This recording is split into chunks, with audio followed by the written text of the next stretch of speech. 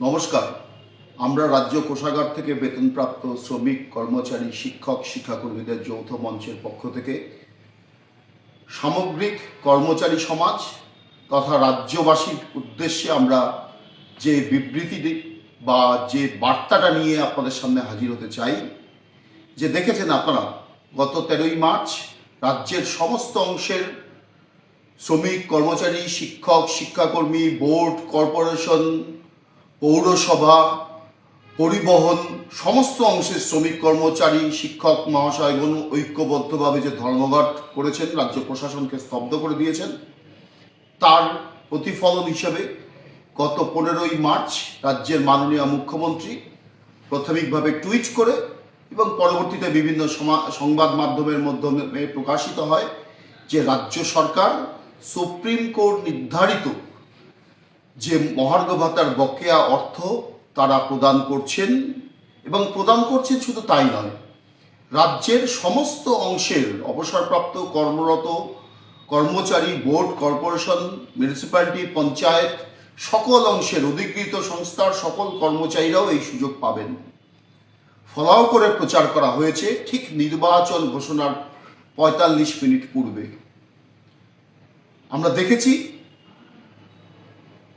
যে মুখ্যমন্ত্রী যেভাবে বর্ণনা দিয়েছেন এবং রাজ্যে যেভাবে বার্তা ছড়িয়েছে, কর্মচারীরা দারুণভাবে উপকৃত হলেন। আমরা প্রাথমিকভাবে নিশ্চয়ই এটাকে কর্মচারীদের জয় হিসাবে চিত্রকরণ করেছি, নিঃসন্দেহে জয়, কারণ এই শ্রমিক কর্মচারী স্বার্থ বিরোধী সরকারের কাছ থেকে ঐক্যবদ্ধ ধর্মঘট তাদের হকের পাওনা ছিনিয়ে আনতে পেরেছেন।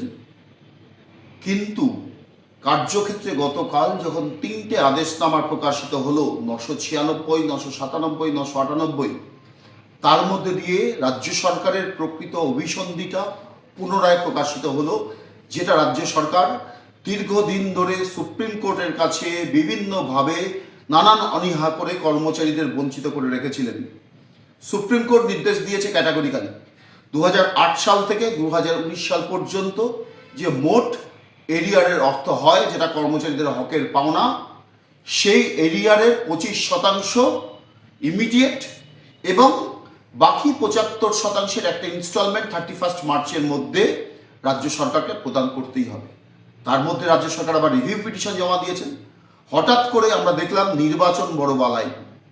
নির্বাচনী চমক দেওয়ার জন্য রাজ্যের মাননীয় মুখ্যমন্ত্রী বললেন আমরা সব দিয়ে দিলাম কর্মচারীদের, কিন্তু বাস্তবে কি 2016 সাল থেকে 19 সাল পর্যন্ত এই পিরিয়ডটাকে ধরে নিয়ে তারা বললেন যে এরিয়ারের কিছু অংশ তারা কর্মচারীদের দেবেন, তাও কেউ হাতে পাবেন না, জিপিএফ অ্যাকাউন্টে ঢুকবে, চতুর্থ শ্রেণীর কর্মচারী এবং অবসরপ্রাপ্তরা হাতে পাবেন। প্রতিশ্রুতি দিয়েছিলেন বোর্ড, কর্পোরেশন, অধিকৃত সংস্থার কর্মচারীরা এই সুযোগ পাবেন।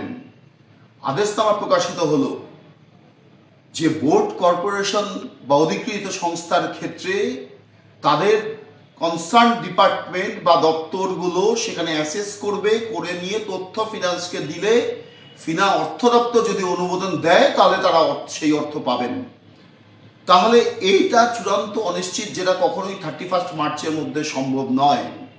এর মধ্যে খুব সুকৌশলে যে বিভাজনটা তারা করতে চান, সেই বিভাজনটার দিকে তারা পদক্ষেপ গ্রহণ করলেন।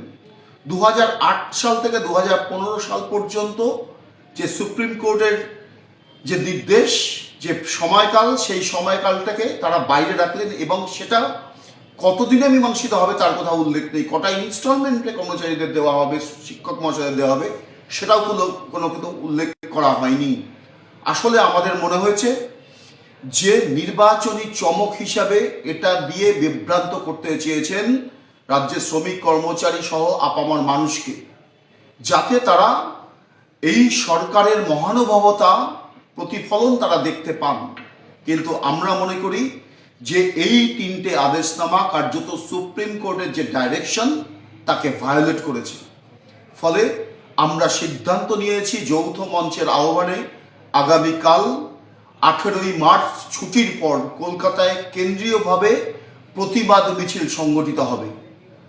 ধর্মতলা থেকে শিয়ালদা পর্যন্ত এই প্রতিবাদ মিছিলে রাজ্যের সমস্ত অংশের শিক্ষক, শিক্ষাকর্মী, বোর্ড, কর্পোরেশন, পরিবহন, পঞ্চায়েত থেকে শুরু করে সমস্ত কর্মচারীদের, কলকাতা এবং পার্শ্ববর্তী যে 4টে জেলা, সেই সমস্ত জেলার কর্মচারীদের আমরা সেই মিছিলে আহ্বান জানাচ্ছি আপনারা উপস্থিত হন।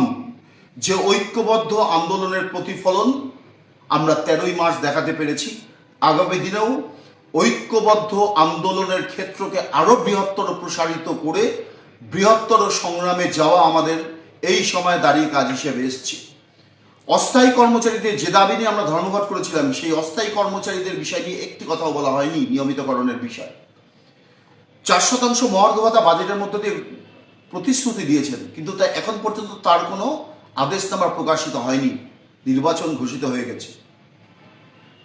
মোট এই মুহূর্তে দাঁড়িয়ে 40% মহার্ঘ ভাতা বকেয়া। সারা ভারতবর্ষের মুখে এমন কোনো রাজ্য দেখাতে পারবেন না যেখানে এই বিপুল পরিমাণ মহার্ঘ ভাতা বকেয়া।